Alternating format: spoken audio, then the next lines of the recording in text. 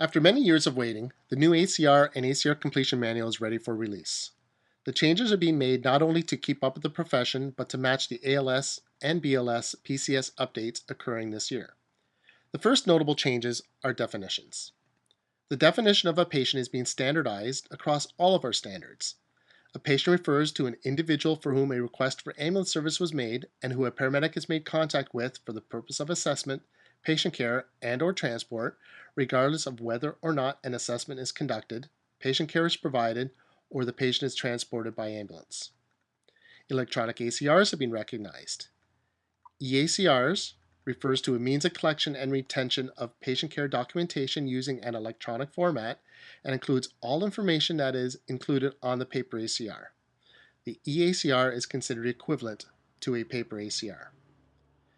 The manual goes on to say, although the format of an EACR may differ from the paper ACR, paramedics shall complete the EACR with the equivalent information required of the paper ACR as directed in this manual in accordance with the Ontario Ambulance Documentation Standards. It is therefore important that each paramedic understands what needs to be included in their documentation. It needs to be a clear and concise record of patient history, event, assessments, treatments, and outcomes, and is much more than entering information as prompted by a field or form. Some new requirements that were formerly assumed but are now mandatory includes biometric data such as ECGs, 12 leads, and CPR data, all of which that are transferred over with your X series upload. So if you're having difficulty with attaching the biometric data, contact your superintendent. A major change is, when is an EPCR required? An ACR shall be completed for each request for ambulance service where the paramedics arrive at a scene as directed by a central ambulance communications center, whether or not an assessment is conducted, patient care is provided, or the patient is transported by ambulance. The documentation standards go on to say, including where there is no contact with the individual for whom the request was made. Page 18 of the documentation standards lists the minimum required information for these situations.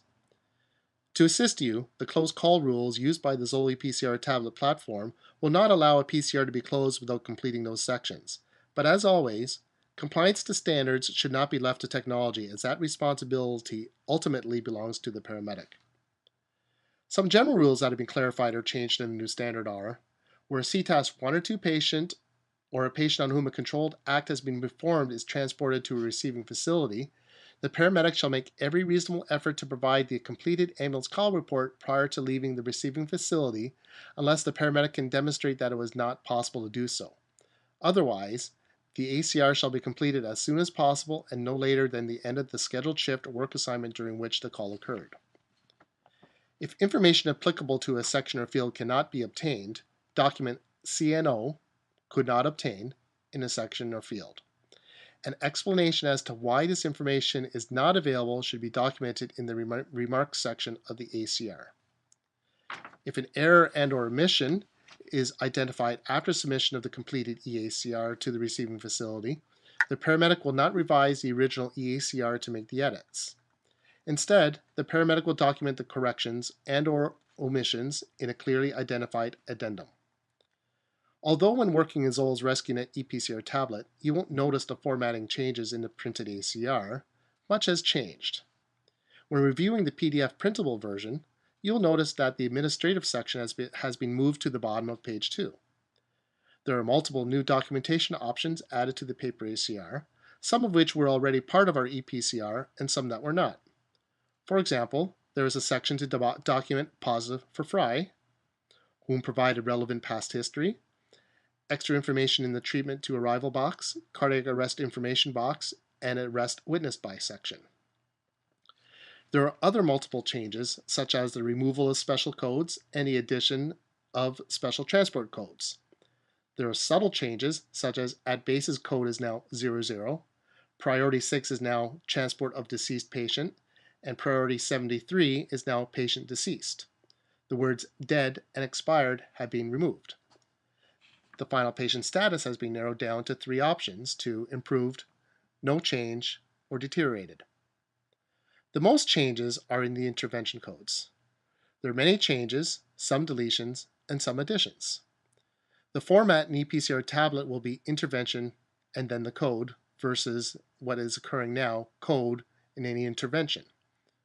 Although this may seem difficult at first, when the ePCR tablet software is updated sometime in May 2017, a new search feature will actually make this process much simpler. Although when the ACR completion manual is reviewed, it would seem that there are many changes, but many of those changes have been made to match what many are already doing with their electronic ACRs. There will be many changes to the back end of ePCR tablet, but for the most part, the paramedic interface will remain the same. Some items will move, there will be some additions, but from the paramedic's viewpoint, the biggest change will be the intervention codes, and that will take time to become accustomed to them.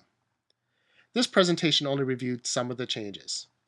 All staff are required to read the new standards, located within this course, and a quiz is designed in a way that requires you to review the standards.